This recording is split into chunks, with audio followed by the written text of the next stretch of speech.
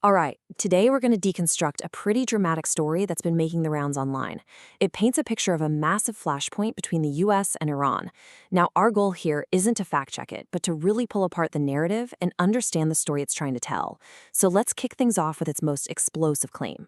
The entire narrative really hinges on one central, jaw-dropping claim, that in just a single 24-hour period, Iran managed to shoot down this many American aircraft. And get this, that wasn't even the end of it. The source adds that within that same chaotic timeframe, a US helicopter was also severely damaged. So, there you have it. 3 aircraft down, 1 helicopter damaged. These are the 4 alleged incidents that form the very foundation of this story. According to the source, this rapid succession of events is what changed absolutely everything. Let's see how the narrative lays it all out. So, how exactly did the supposed stunning 24 hours unfold? Let's break down the source's step-by-step version of Iran's incredible, alleged military success. The source presents this whole thing like a perfect domino effect. It all starts with an F-35 being downed and its crew captured. Okay, so a search operation kicks off for that crew, which then leads to an F-15E being shot down. Then an A-10C goes looking for that crew and gets hit. And finally, the Black Hawk rescue helicopter sent in and is damaged by ground fire. The narrative frames this as just a catastrophic chain reaction for the US military. But according to this narrative, those battlefield events, they were just the beginning. They supposedly led to this huge crisis of confidence, putting America's military on trial. Now the story shifts to the consequences, what they call a botched response, and the very real threat of an invasion. And this is the real kicker the narrator is trying to make, that these events supposedly exposed just how unprepared and disorganized US forces are for a real war with Iran. The entire search and rescue mission is painted as this total failure that revealed a deep systemic weakness. And to really drive the point home, the source attributes this quote to the Speaker of the Iranian parliament. It's presented as this moment of pure public mockery, a sign of supreme confidence from Iran in the face of America's efforts. From the air, the narrative then expands the conflict out to the sea. It alleges that Iran also managed to identify and destroy what looked like a civilian fishing vessel right in the Strait of Hormuz, claiming it was secretly transporting military supplies for the US. So, based on all this, the narrator then claims a US ground invasion isn't just some theory, but it's actively underway. The alleged target? A coastal area called Pasabandar. The plan, as they lay it out, involves massive airstrikes, followed by an amphibious landing from the sea to bypass the Strait of Hormuz, and then setting up a beachhead for reinforcements. All right, so from the battlefield, the narrative zooms way out to the global stage. It argues that this one regional conflict is actually causing major shifting alliances and fundamentally reshaping international relations. The story goes that any diplomatic efforts, which were supposedly being led by Pakistan, have completely broken down. In this telling, the US is pushing for peace talks, but Iran is now flat out refusing to even meet. The reason given is a total loss of trust, blamed on an alleged attack on the family of a key Iranian diplomat.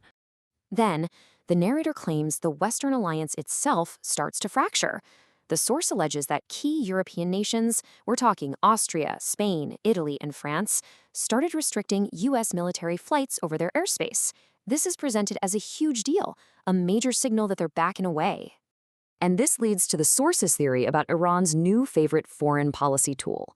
The claim is that Iran is now actively rewarding countries that take a stance against the US, and they're using passage through the Strait of Hormuz as the ultimate carrot. As proof, the commentary points to this friendly nations list, countries that get a free pass through the strait. You see the usual suspects, Russia, China, India. But the narrator makes a key connection. France was allegedly added to this list immediately after President Macron publicly criticized President Trump, implying a very direct quid pro quo. But the narrative doesn't just stop at international relations. It claims the conflict is causing deep cracks in the Western wall, triggering some severe internal crises for both the US and its European allies. Now, here's one of the most dramatic domestic claims in the whole story.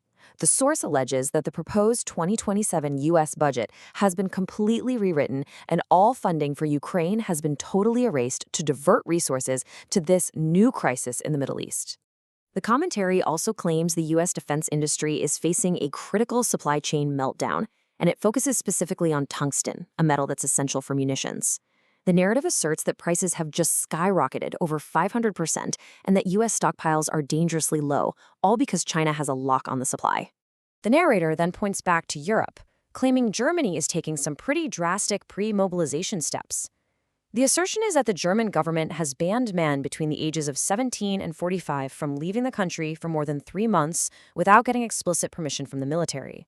And according to the source, all of this is creating a massive economic ripple effect across the region. The alleged closure of the Strait of Hormuz is blamed for a global airline fuel crisis, severe power outages in Egypt lasting up to 18 hours, and even forcing Iraq to reroute its oil exports through much more difficult paths. So all these different threats, the military, the diplomatic, the economic, they all lead to the narrative's final, and I gotta say most scathing verdict on the state of the West, which it mockingly calls a potential coalition of bums. The trigger for this final analysis is French President Emmanuel Macron's call for a new coalition of nations, one that would be independent of both the US and China. Basically, a big push for European strategic autonomy. The source, however, just dismisses this idea with a really scornful Russian term you see here, koalicja bamje, which translates pretty directly to coalition of bums. The narrator's final argument is that Europe, having lost its sovereignty and energy independence, is just too weak independent to survive on its own, making Macron's proposal nothing more than an empty gesture. And so we've just walked through this very specific, very detailed narrative from one online source. It's a story of military failure, shifting alliances, and internal decay, which, leaves us with a final thought. When nations clash, where is the most important battlefield? Is it on the ground, or is it in the stories we're all being told?